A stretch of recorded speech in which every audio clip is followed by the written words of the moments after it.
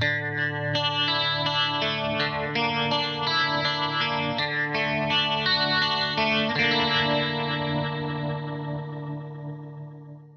guys, welcome to Old Guys and New Guitars. My name is Rex Anderson, and we're here with kind of a special episode today. We're in Phoenix, Arizona at the Musical Instrument Museum, and we're here with Griffin House, who is playing tonight at 7 o'clock. And so it's really great that we have an opportunity to visit with him.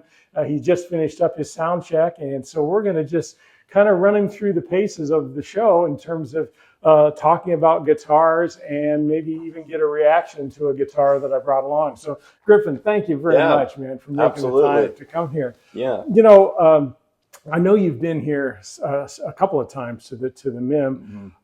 It goes back about 10 years or so when I saw you at the Hard Rock Cafe downtown Phoenix. Oh yeah. It was a time. It wasn't a big gig, but it was really fun. And you said, you won't remember this, but my friend Andy Kern, who was the engineer who told me about your work in the first place, and we sat at the bar and you told a few stories about working with Mike Campbell and who else? Ben Montench. Ben Montench. Yeah. And I back in my mind, I sort of have a story about a Roy Orbison car or something like that. Yeah. We were at the studio and the engineer pointed out this Porsche in the garage and said that Roy Orbison gave it to him for his birthday. So if I'm remembering it correctly, it looked like a pretty sweet car. Yeah. Yeah. But that's been a long time ago. That's 10 years. And we've had, Valerie and I've had a chance to see you several times as you come through town. Yeah. And we're so glad you're back here again. You're on a pretty big tour right now, right? Man, you are moving across the country. Yeah, that Hard Rock tour, I think was in 2008. So it's been almost 20 years.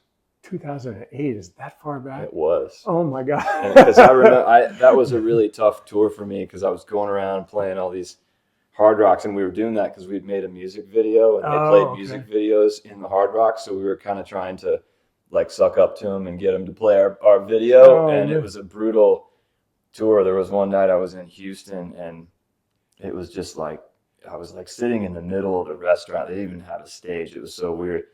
And I was kind of just like not happy with what was going on. And Ryan Adams was playing next door at this big arena and with his band, the Cardinals, and they walked in. And I was just like, felt really humiliated that I was sitting there. And so I played like one more song and I was like, I'm out of here. And I bought a ticket to the Ryan Adams show and went over to that. And then I bumped into my, the girl that I almost married. Oh no. Like literally, I mean, in Ohio. So this is down in Houston. I come out of the bathroom, got a big giant beer in my hand. She looks at me and she goes, "Oh, do you want to meet my new fiance? Is inside." And I was like, "Hell no, I'm getting another beer." That's just the weirdest. So when you mentioned that tour, I was like, I distinctly remember that one in Phoenix, and like I had to take a cab back to some weird hotel. And yeah, it was. But I tell you what, it was really one of my engineers and co-producers on a lot of projects over the years was the one that turned me on to that. Said, "Hey, you got to come see this guy. He's got something going on." That's really cool. So man. So here we are now, all these years later, and we're going to be visiting. All right, well, you're sitting here with a really beautiful guitar. Now this is a Hummingbird, and it is a Gibson. And man, the back of that is that got kind of the or what I call mahogany, red mahogany. Yeah, it's just that is beautiful. It's a nice one though. So tell me about this guitar, this 12-string that you have. Yeah, I bought this I always wanted a 12-string, and I walked into Corner Music one day in Nashville and saw this hanging there and picked it up, and it felt pretty good. It seemed like it was in decent tune, and I didn't know the last time anybody tuned it, so sometimes 12 strings can be a little finicky. Sure. But I just bought it. It kind of caught my eye, and I always wanted one, so now I play it all the time. But you did the whole show the last time we saw you with it, which is amazing to me because, like you say, keeping a 12-string all tuned in and everything. It stays in pretty good tune. Yeah, it's great. Well, while you have it out, let's go have you play just a little bit of it so we can pick it up for the audience to hear what this guitar sounds like. Can I play someone else's song, or is that against the rules? Well, it's we love it if you play your own stuff that we don't have to worry about strikes or anything. Right. But and it doesn't matter, just anything, a little thing to give us an idea. Yeah, I'm kind of like blanking on most of my guitar stuff's pretty simple, It's just yeah. But it's got got a nice ring to it. Sure does. Wow. So it just fills out the sound a little bit, you know. When I'm playing by myself, it sounds like there's a little extra dimension there. Yeah, yeah. So it's nice, yeah.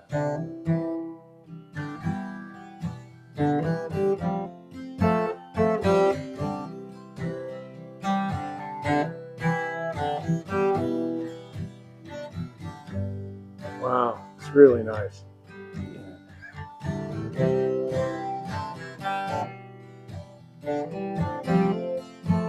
Song called "Tell Me a Lie." I wrote that when I moved to Nashville. I was 23, so kind of got me started in music. Yeah. Very cool. Nothing fancy, Very just some nice. chords. So you must have pickups in there in addition to, or is it most of it picked up by a mic on stage? No, there's a pickup in there. The guy at McCabe's guitar shop the other night liked it though. He had this really interesting DI. I can't remember what it was called, but it was I'm blanking now. But it was so rare that like he told me Jackson Browne kept trying to buy it off of him, and he wouldn't sell it to him. Wow. So pretty cool. So is this your primary guitar that you're traveling with then? Yeah, I have a flight case for this guitar, so okay. If I need to check it, I can, and I don't really have to worry about it because it's a Colton flight case. Wow. Yeah. What's I know you do play a little electric guitar too on your albums. What's your go-to on electric guitar? Well, I have one electric guitar at home. It's a 1967 Gretsch.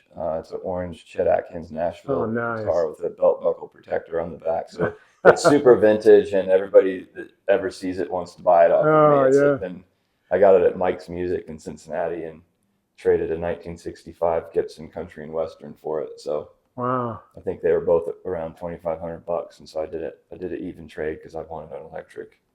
Well, those Gretches, those pickups on there, just a whole different sound. We did a Gretsch episode where we had one of the newer ones made in China, I think it was. Oh no, it was made in Indonesia, and it was surprising how great it sounded for a guitar. Is probably in the $1,100-$1,200 range, but we found it on a deep sale, and so we brought it in, and it was just.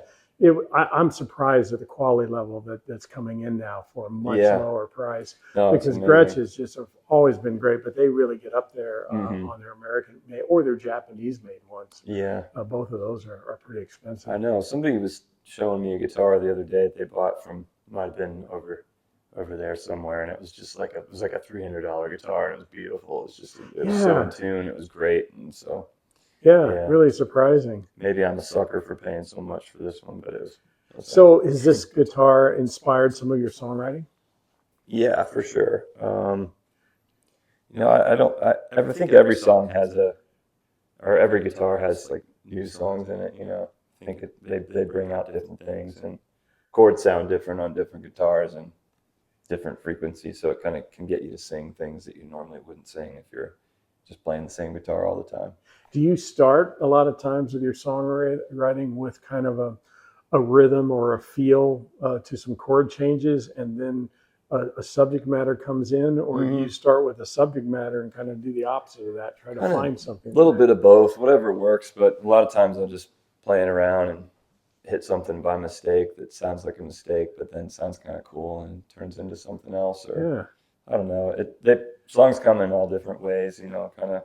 They can start with a poem or just a line or an idea, or sometimes you're just playing along on the guitar and you get a little feel and a little melody, and you just kind of meander around until something starts to take shape. Nice. Yeah. Well, let's see. As I told you before we started, is our concept of our show is we give a musician a chance to look at a guitar. Maybe it's one he's played, maybe it's one he hasn't played, but we'll just kind of get your reaction to it. Okay. I think we're starting at a good place. You're a Gibson fan, so we're kind of there, and we have a Gibson here. Oh, you do? So if you want to put that on the stand over there, I'll get this one out and kind of get a reaction from you. You've probably seen these before, but I don't know if you've played one much, so we'll find out. Oh, nice. Yeah. I always kind of wanted one of these. This is a jumbo, right? This is a J200, yeah. J200, yeah. Wow, these are great. So this particular, so what you're looking at is a kind of a standard, yet it's a really unique J200. This guitar is probably 25, 30 years old. I bought it new. And you know, I was much younger at the time, and I heard about J200s. Obviously, Elvis, Tom Petty, there's just so many people that have played these, Pete Townsend and all of that. And so when I got this guitar, I just thought, gosh, this is really a nice sounding guitar. Yeah. I've now learned over the years, I haven't found very many that sound like this. And it just has that thing. It has that big. That sound like this model, or sound like this one in particular? Both. Both. Yeah. Because I played some in shops all around the country, but this particular one, if you put a nice condenser mic in front of it, it will just make your album. Got a lot of low end on there, right? It does.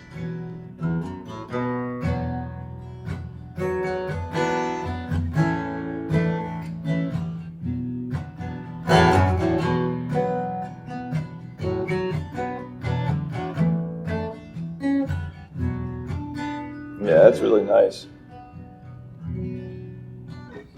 If you maybe flip it for the camera, the guys will see the back of the guitar.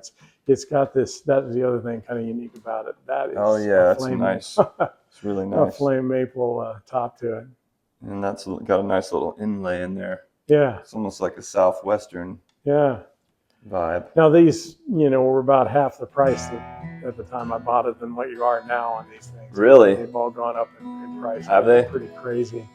Well, and so is yours. I mean, those things are just, they're just more and more expensive to try to find them, and to find ones that have that tone that you like. Yeah. Deal with. I never really planned on selling it, so I never even looked at what that is. Yeah. No, you don't really. I've never thought about selling this one. It just doesn't sing there. Yeah, I love these jumbos. They're great. Now you're making me want one of these. I can get one time. Well, maybe when you go in the studio, one of the studio guys will have one somewhere that sounds. Yeah. Do you typically finger pick everything as opposed to using a pick, or a little bit of both? I don't know if it's called finger picking. I do more of like some scraping and thumping with some picking in between. But it's not really picking. It's kind of like building a rhythm with it too. Yeah, it's kind of like a lot of that stuff. Yeah, so it's just so I can get a beat in there, because I've played so many shows without a drummer. Yeah. That I kind of needed like someone hitting the snare, the kick drum with. A lot of times people think I have like a click track or something playing with me because when it goes through the system, it sounds pretty heavy. Yeah. But yeah, it's usually just my hand and then put a little. I will. This one only has an old Anthem, not an old I-beam from LR Baggs in it, so it's not the best of pickups in it compared to what they have today. This new lyric or even an Anthem with both the piezo and the microphone in it, where you can get a little nicer mix inside the guitar works better. So where would this take you, this guitar, if you were going to sit down and think about songwriting? Man, I don't know. And how does the neck feel compared to your Gibson? It feels about the same. They're pretty big, substantial necks. They're wide this way around. But I like that. I like a little bit bigger neck. I think this would make me write something more like, I don't know, not country and western, but like a little kind of classic, old school vibe. Yeah. Roy Orbison. Oh yeah. Type stuff, or I don't know. It's got that kind of feel to it to me. Yeah. So it feels like a classic old big guitar. I love this too. Yeah, the mustache bridge on it. Yeah, it's great. So this is. The maple does sound different than the mahogany guitars or the rosewood guitars. They just all have a different sound about them. But I thought you might just get a kick. That's beautiful. I wasn't expecting to see this in there. Yeah, the blonde jumbo. Yeah. J200. I like these. Yeah. It's in good shape too. Yeah, it's I've used it for gigs over the years, but more so in recording sessions than anything else. And my friend Terry, who is the co-host of the show, he's recorded many, many times, not only on our recordings, but even on some other recordings he's done. I've got a bunch. Got a lot of records. I got there. a bunch of CDs, but these are what I really love. Oh yeah, you got the vinyls too. Yeah, and so I know those are really tough to put those out these days. Just the time frame of them and getting to them. But I really like this. Did you ever get the Tides record on vinyl?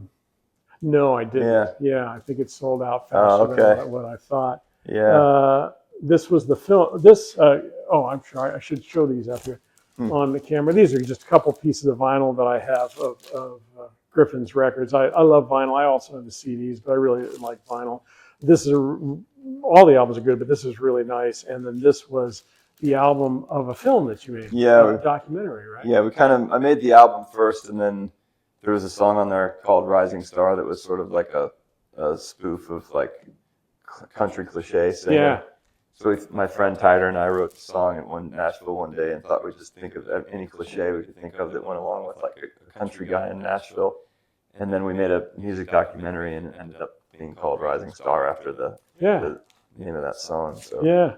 I have another friend, his name is Django Haskins, and he was has done a lot of those big star events. I don't know if you've seen those around the country they've had over the years. And we got to see him out in LA a couple of years ago with guys from all these different bands come in and they basically play through a big star album. Cool. And it's just really fun and cool. That's awesome. Cool to see. But he's got a documentary coming out in this next week. He's in North Carolina, and they've got a little documentary that maybe it's not a feature length, but it's coming out. So that's great. And so I remember seeing that. And then I do have to say that of these albums, this one still gets played a lot. Nice. and this is probably Valerie, our assistant over there. This is probably her favorite, and particularly Ches Republic. I don't know. There's just something in that song that grabs her. You like that song? Yeah, I like that song too. Yeah. I thought that was one of my best songs when I wrote that. And then this album, this never really came out officially because I ended up going to make Flying Upside Down with the guys in the Heartbreakers. So a few of the songs that one got put, I guess we used, the guy that says Goodbye to You is Out of His Mind ended up on Flying Upside Down. But yeah, this album had some great songs on it. And in some ways I feel like it's one of my best albums, but it never got put through the actual music business distribution thing. It was just sort of something I sold at shows, but kind of a shame. Well, it is. If you ever repress that, that's well. Yeah, maybe I should put that on vinyl. That'd be cool. Yeah.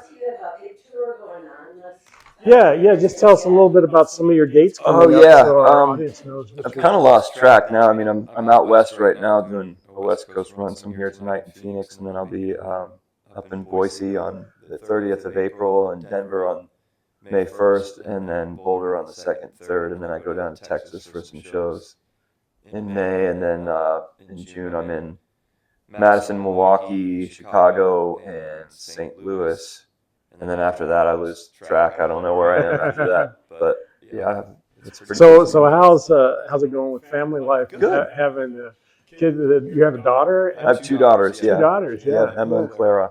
Yeah. And they're all getting older now as time goes. Yeah, time's flying. It's crazy. Yeah, exactly. She's been writing quite a bit. Yeah, so she's written quite a few. She's a great singer, and she's doing some. Well, she actually sang on one of my new songs called "Surrender to Win," and she sang background vocals. She's officially on, it's sort of a duet. And How old are they now? she's 14. Wow. Yeah, she's 14. So let me ask you, do you have another album on the horizon here, or where are we at? I don't know. I've put out a few new songs this year. Oh, okay. So I put out one called "Surrender to Win" and "Bob and Lori: A Love Story," and "Will You Remember Me" was an homage to the late Todd Snyder. I put that out too. Nice. So I've just kind of been putting them out as they come to me. Making albums just in this day and age seems it is kind of strange. A tougher environment. Yeah. So I don't know. Well, we're so glad you came, and so glad you took the time to visit with us. Well, I know people like our channel will enjoy it, and maybe we'll turn a few people on to it that aren't aware of. That'd be great. Yeah. And so we appreciate that. I'm gonna before you leave, I'm gonna I'll give you a couple things. This is our little Rexmatic Records. Oh, cool, man. Little guitar pick. And this is where you can scan into your phone to see the show. Oh, okay. It's on the back there. Nice. And I'll drop you an email before it goes out. We're about 4 or 5 weeks out on each show right now. That'd be great. But we're just finishing up our first season, 24 episodes, one every 2 weeks we've had for the last year. So we're a really small channel, but I think we have great guests and fun stuff. It's a fun concept. I like this, especially the part about, the surprising you at the time. Like, well, I don't know what's going to be in here. At first I was like, it's probably a J45 or something. He said Gibson, and then so this was a good surprise. Really cool. Oh, nice. Yeah, it's something we try to find things that maybe people haven't tried yet. We've done some headless guitars and that kind of things that have been surprising. I hope that wasn't too. No, it was great, man. Thanks. Thanks for inviting me to do it. It was great. That was easy peasy. I know. Great to see you guys again. And we'll see you tonight. We'll probably be sitting pretty close there. That's great. I'm so glad. Thanks for coming to the show and everything. Yeah. Too.